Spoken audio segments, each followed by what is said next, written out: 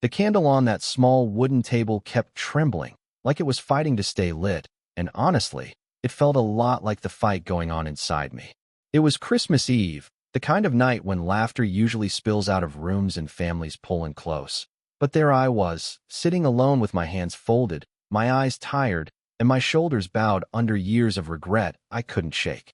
Outside, snow pressed softly against the windows, glowing blue beneath the streetlights, while inside that quiet little space, the silence felt heavier than any crowded room ever had. Before I go any further, let me say this. If you believe in kindness, in second chances, and in the idea that a single moment can change a life, take a second to like this video. Share it with someone who might need a little hope tonight. Subscribe to the channel, and tell us in the comments where you're watching from. My name is Daniel Hayes, and for a long time, the world only knew me as a hell angel, the kind of man people crossed the street to avoid. Tattoos wrapped around my arms like permanent reminders of choices I couldn't undo, no matter how much time passed. Back then, I thought being strong meant never feeling pain, never letting anyone see weakness, never allowing anyone close enough to hurt you. Life corrected me on that belief, slowly and cruelly. The club became my family when my real one fell apart.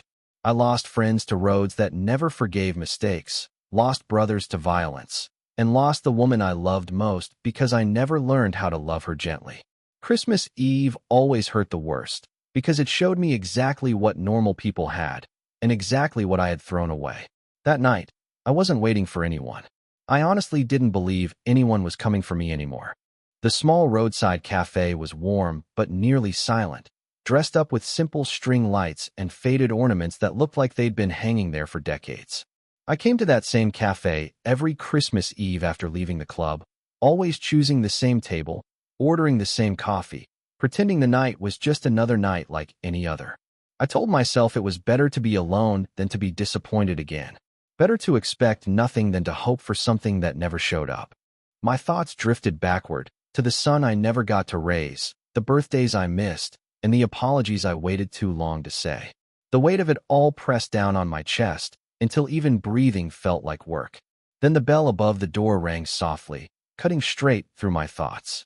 Cold air rushed in first, followed by a woman and a young girl. The woman's coat was too thin for the weather, her hair pulled back neatly, like she was holding her life together through careful effort alone. The little girl, maybe 8 or 9, wore a red coat that looked a size too small and gloves that didn't quite match. They paused just inside the doorway, brushing snow off their boots, their eyes scanning the room with hesitation. I noticed them without meaning to. I always noticed people who looked like they didn't quite belong anywhere, because once upon a time, that had been me. The woman's name was Laura Bennett. She was a single mother who survived by planning every step ahead. That night, her car had broken down miles away, and this cafe was the only light she'd seen in the darkness. She wasn't looking for help, just warmth, and a few quiet minutes to let her daughter rest. Her daughter, Sophie, clutched her hand tightly, her eyes full of curiosity and that quiet sadness kids carry when they understand more than adults realize. Laura counted the cash in her pocket before ordering, already bracing herself in case it wasn't enough.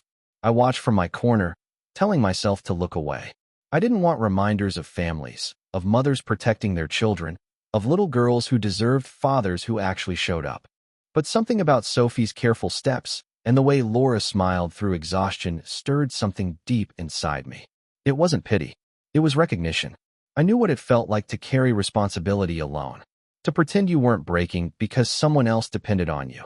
As the minutes passed, the cafe settled into a shared stillness. Snow fell harder outside, and the warm lights inside reflected softly against the windows. Sophie kept glancing toward the small Christmas tree in the corner, its ornaments uneven and imperfect, but glowing all the same. Laura noticed, gently brushing snow from her daughter's hair, trying to make the moment feel special despite everything that had gone wrong. That's when the ache hit my chest, sharp and unexpected. Memories of holding my own child for the first time came rushing back, unwanted and painful. I stood up slowly, every movement careful, afraid the moment would break if I moved too fast. I didn't walk over like a biker or a stranger. I walked over like a man who was finally done hiding. I paid for their food quietly, leaving more than enough to cover what they needed, then returned to my table without saying a word. Laura didn't realize until later, when the waitress gently pointed it out. Her eyes filled with tears she tried to hide from Sophie. Something shifted after that, not loudly, not dramatically, but in a way that mattered.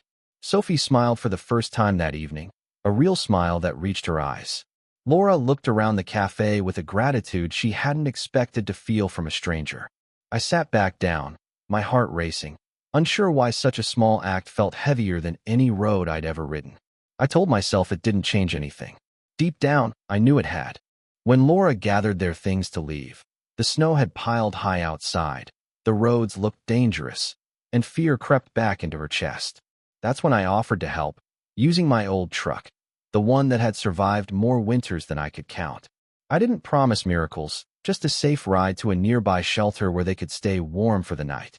Trust didn't come easily to her, but something in my tired eyes told her I wasn't a threat. Sometimes you recognize goodness not by how loud it is, but by how quietly it shows up. That ride changed all of us. For Sophie, it restored her belief that Christmas could still be kind. For Laura, it reminded her that asking for nothing didn't mean receiving nothing. And for me, it cracked open a door I'd sealed shut years ago. I realized redemption isn't about erasing the past. It's about choosing differently when the moment shows up. Christmas morning found me alone again, but this time, I wasn't empty. For the first time in a long while, I felt like maybe, just maybe, I still had something good left to give the world. And if this story settled into your heart at all, take a moment to like the video, share it with someone who needs hope, and leave a comment to let us know you felt it too. Before the ending, we have one small request. Comment the word hope if you believe even the most broken hearts can find their way back to the light. That Christmas Eve didn't fix my life, but it saved it.